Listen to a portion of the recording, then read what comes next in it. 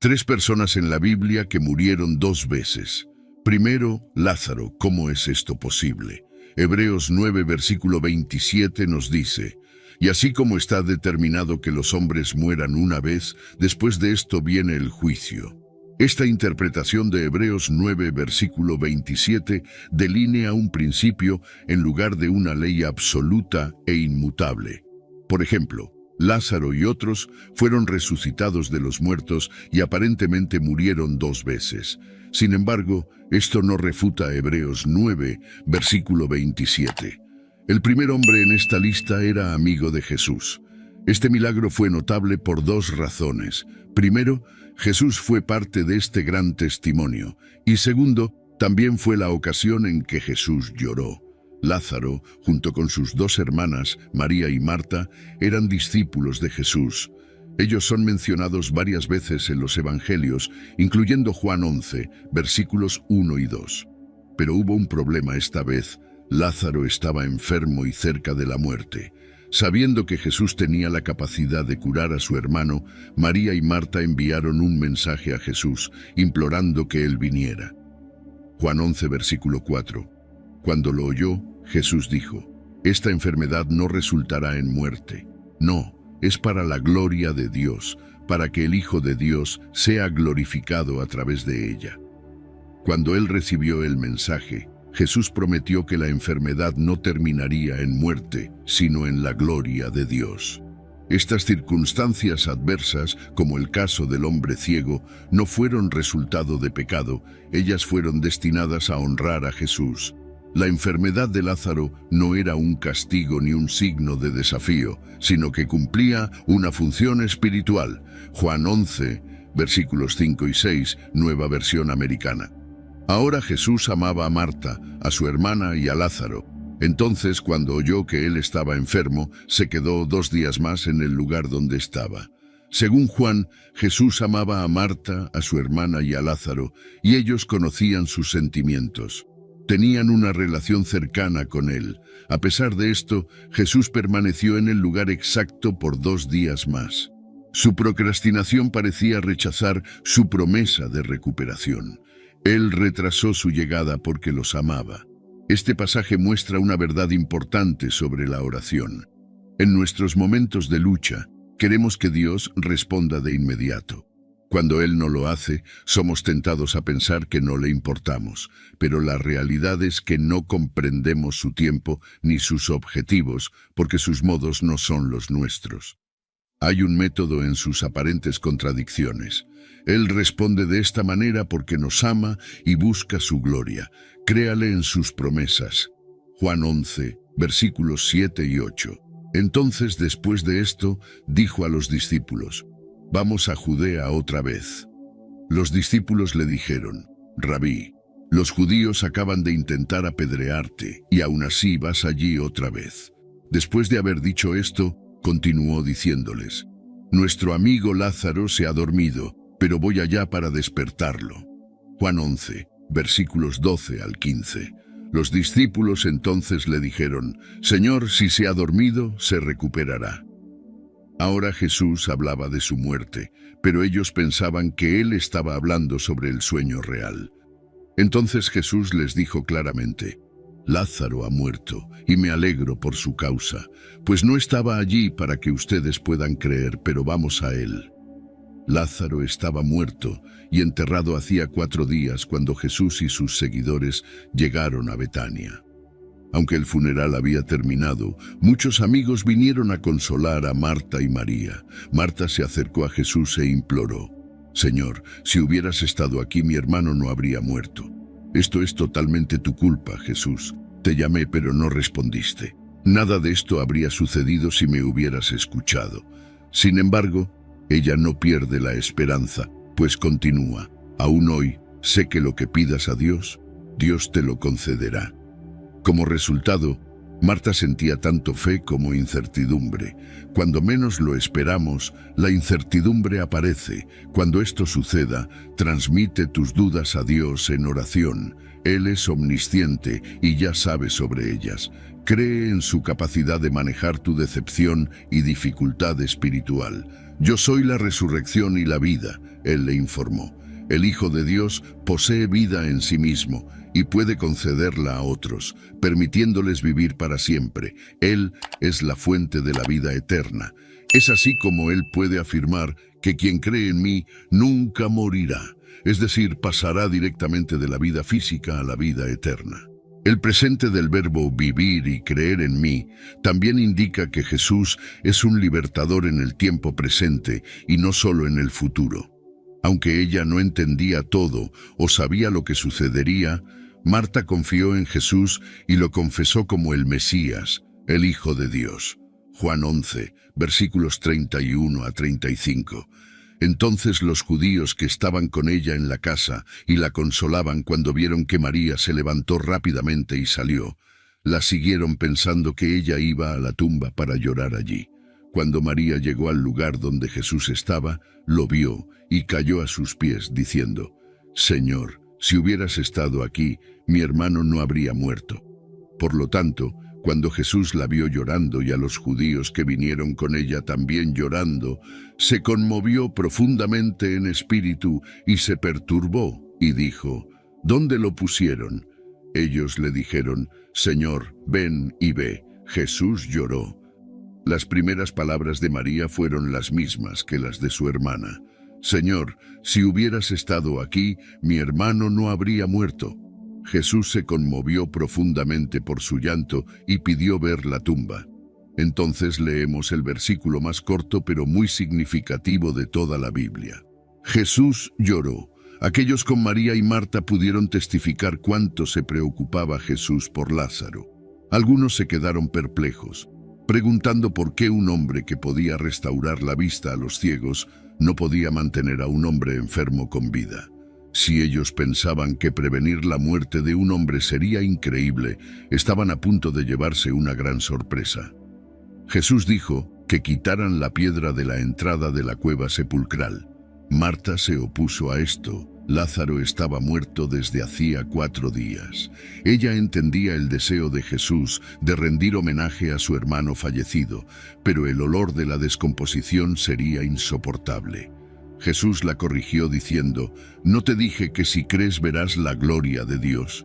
La desafió a mostrar su fe en él, permitiendo que la piedra fuera removida. Jesús no quería su explicación sobre la descomposición del cuerpo. Él quería que ella caminara por la fe, poniendo un pie delante del otro. Fe es actuar como si Dios estuviera diciendo la verdad. Entonces, demostrar la gloria de Dios sería tarea de Jesús. La fe debe preceder a la visión si queremos ver la intervención sobrenatural de Dios en nuestras circunstancias. Nunca sabremos lo que Dios tiene en mente hasta obedecer lo que Él ha revelado. Juan 11, versículos 41 a 42, Nueva Versión Americana. Entonces quitaron la piedra y Jesús levantó los ojos y dijo: Padre, te agradezco porque me has escuchado, pero yo sabía que siempre me escuchas. Sin embargo, por causa de las personas que están alrededor, dije esto para que ellas puedan creer que tú me enviaste. Jesús podría haber llegado a tiempo y realizado un milagro privado para curar a Lázaro. En lugar de eso, llegó tarde para realizar un espectáculo público y sobrenatural, confirmando su identidad mesiánica e inspirando confianza en una gran multitud. Aunque esto causara angustia temporal, tendría una influencia espiritual significativa y traería a Dios un honor aún mayor. Juan 11, versículos 43 a 44. Y cuando dijo estas cosas, gritó con una voz fuerte: Lázaro, ven fuera. Salió el hombre que había muerto, atado de manos y pies con vendas, y su rostro estaba envuelto en un paño. Jesús les dijo: desátenlo y déjenlo ir. Jesús llamó al hombre muerto: Lázaro, ven fuera.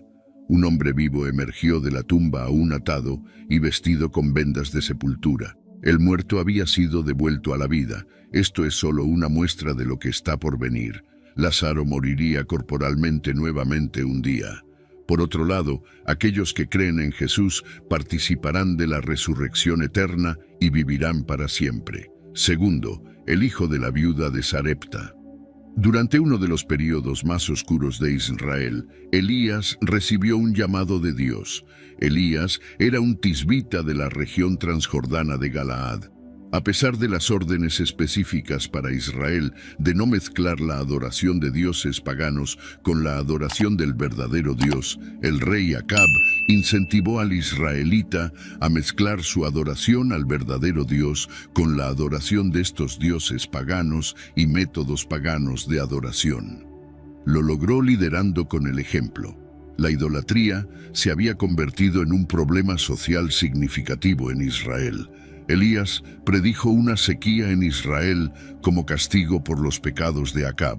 A medida que la sequía continuaba causando estragos, la recolección de agua se volvía cada vez más difícil. La sequía obviamente había alcanzado su ápice. Elías se arrodilló y se inclinó en oración como lo había hecho antes. Dios habló nuevamente con Elías, diciéndole que fuera a Sarepta y se quedara allí. Una viuda lo cuidaría allí. 1 Reyes 17, versículos 8 a 9. Entonces la palabra del Señor vino a él diciendo: «Levántate y ve a Sarepta, que pertenece a Sidón, y quédate allí. He aquí que he ordenado a una viuda allí para que te provea de alimento». Dios llevó a Elías del arroyo seco a la ciudad gentil. Esto fue un movimiento único y desafiante para Elías. «Mira, he ordenado a una viuda allí para que te provea». En la antigüedad, las viudas tenían fama de vivir en extrema pobreza. Las viudas permanecían al margen de la sociedad, frecuentemente viviendo en completa dependencia de las gracias de la comunidad local y ocasionalmente siendo forzadas a la prostitución. En 1 Reyes 17, versículos 10 a 11 leemos: «Entonces se levantó y fue a Sarepta. Y cuando llegó a la entrada de la ciudad, he aquí que una viuda estaba allí recogiendo leña, y él la llamó y le dijo: «Por favor, tráeme un poco de agua en un vaso para que pueda beber». Mientras ella iba a buscarla, él la llamó nuevamente y le dijo: «Por favor, tráeme un pedazo de pan en tu mano». De hecho, una viuda estaba allí recogiendo leña. Esto reveló que ella era una mujer viviendo en la pobreza, ya que estaba recogiendo restos para usar como leña. Elías probablemente pensaba que Dios lo llevaría a una viuda inusualmente rica, pero en vez de eso, Dios lo llevó a una viuda gentil, y ella era pobre. Esto ciertamente puso la fe de la viuda a una prueba extraordinaria para recibir y dar a un extraño sobre quien ella nada sabía. La pequeña cantidad necesaria para mantener a su hijo de perecer era demasiado para esperarse. Dios había escogido a esta mujer, pero la eligió para más que un milagro. La eligió para servir. La elección de esta mujer, aunque traía una gran bendición para ella, implicaba servicio. En 1 Reyes 17, versículo 12, ella dijo: «Por la vida del Señor tu Dios no tengo comida, solo un puñado de harina en la olla y un poco de aceite en la jarra. Y he aquí que estoy recogiendo algunos palos para que pueda entrar y prepararlo para mí y mi hijo, para que comamos y muramos». Elías dijo: «No tengas miedo». Esta fue la palabra que Dios habló a la viuda a través de Elías: «Ve y haz como dijiste, pero haz primero para mí un pequeño pastel de eso. La vasija de harina no se agotará ni la jarra de aceite se secará hasta el día en que el Señor envíe lluvia sobre la tierra». La viuda realmente hizo esto. Ella dio voluntariamente a gran riesgo, basado en su confianza en la promesa de Dios. Ella y él y su casa comieron por muchos días. 1 Reyes 17, versículos 17 a 18. Y sucedió después de estas cosas que el hijo de la mujer, la dueña de la casa, se enfermó y su condición se volvió muy grave, hasta que finalmente dejó de respirar. Entonces ella dijo a Elías: «¿Qué tienes contra mí, oh hombre de Dios? ¿Has venido a mí para traer a la memoria mi pecado y matar a mi hijo?». Leemos después de estas cosas que el hijo de la mujer que poseía la casa se enfermó. Podemos imaginar los días felices de provisión en la casa de la viuda. Un milagro continuo de Dios suplía sus necesidades. A pesar de esto, los tiempos felices fueron eventualmente eclipsados por una nube de tristeza traída por la enfermedad y el subsecuente fallecimiento del hijo de la viuda. La viuda ya estaba de luto por la pérdida de su esposo cuando su hijo falleció. Ella no solo sufrió el dolor que cualquier madre sentiría tras la muerte de un hijo, sino también sufrió el dolor de alguien que perdió la única esperanza que tenía para el futuro. Se esperaba que su hijo creciera y la sostuviera cuando ella se hiciera mayor. Ahora, sin embargo, esas esperanzas fueron completamente destruidas. ¿Has venido para traer a la memoria mi pecado y matar a mi hijo? En 1 Reyes 17, versículos 19 a 20, nueva versión americana. Pero él le dijo, «Dame a tu hijo». Entonces él lo tomó de sus brazos y lo llevó al cuarto de arriba donde él estaba morando y lo acostó en su propia cama. Y clamó al Señor y dijo, «Oh Señor mi Dios, también has traído calamidad sobre la viuda con quien me hospedo al hacer que su hijo muriera». Él lo tomó de sus brazos. Este detalle vívido muestra que la viuda sostenía firmemente al hijo muerto. Entonces él clamó al Señor. Elías oró a Dios con todo su corazón y tenía una relación cercana con Dios. En oración, pidió a Dios que arrojara algo de luz sobre esa tragedia que parecía más allá de la explicación y más allá de la redención. En 1 Reyes 17, versículos 21 a 24. Entonces él se extendió sobre el niño 3 veces y clamó al Señor y dijo, «Señor mi Dios, por favor, haz que la vida de este niño vuelva a él». Y el Señor escuchó la voz de Elías, y la vida del niño volvió a él y revivió. Elías entonces tomó al niño y lo bajó del cuarto de arriba a la casa y se lo entregó a su madre. Y Elías dijo, «Mira, tu hijo está vivo». Entonces la mujer dijo a Elías, «Ahora sé que tú eres un hombre de Dios y que la palabra del Señor en tu boca es verdad». Se extendió sobre el niño 3 veces y clamó al Señor. Este fue un método de oración inusual, pero Elías no tenía precedentes. No fue por su técnica de oración, sino por su fe que Dios respondió a esa oración. Tercero, Dorcas, también conocida como Tabita. Ella era una discípula de Jesús y formaba parte de la iglesia primitiva. Vivía en Jope y su actitud generosa era ampliamente conocida. Su identidad era la de una mujer muy generosa, impulsada por ser parte del avance del reino de Dios y amaba cuidar de los necesitados a su alrededor. La Biblia dice que realizaba actos de bondad con las personas y era regular y consistente. Daba ropa, dinero y mucho más. Hechos 9, versículos 36 a 42. Ahora en Jope había una discípula llamada Tabita, que traducido significa Dorcas. Esta mujer se destacaba en actos de bondad y caridad que hacía habitualmente, pero sucedió en ese momento que ella se enfermó y murió. Y cuando lavaron su cuerpo y lo colocaron en un cuarto en el piso de arriba. Como Lida estaba cerca de Jope, los discípulos, habiendo oído que Pedro estaba allí, enviaron 2 hombres a él, instándolo, «No tardes en venir a nosotros». Entonces Pedro se apresuró y fue con ellos. Cuando llegó, lo llevaron al cuarto de arriba y todas las viudas estaban a su lado, llorando y mostrando todas las túnicas y vestidos que Dorcas solía hacer mientras estaba con ellos. Pero Pedro mandó a todos salir, se arrodilló y oró, y volviéndose hacia el cuerpo dijo, «Tabita, levántate». Y ella abrió los ojos, y cuando vio a Pedro se sentó, y él le dio la mano y la levantó. Y llamando a los santos y a las viudas, la presentó viva. Se supo en todo Jope y muchos creyeron en el Señor. Lo que debe haber distinguido a Dorcas fue su manera de dar, que se basaba en el altruismo y no en la necesidad de señalar virtud o actuar de manera ostentativa. Su legado de generosidad y cuidado dejó una marca profunda en la comunidad, tanto que su muerte provocó una reacción inmediata y profunda entre aquellos a quienes ayudó. La resurrección de Dorcas, a través de la oración de Pedro, no solo trajo alegría y alivio para la comunidad, sino que también fortaleció la fe de muchos en Jesús, demostrando el poder y la compasión del Señor. Si este contenido fue valioso para ti, te pido que me apoyes con tu suscripción para que no te pierdas ninguno de nuestros próximos videos. Juntos podemos iluminar más mentes y expandir nuestro entendimiento. Gracias por estar aquí y que Dios te bendiga.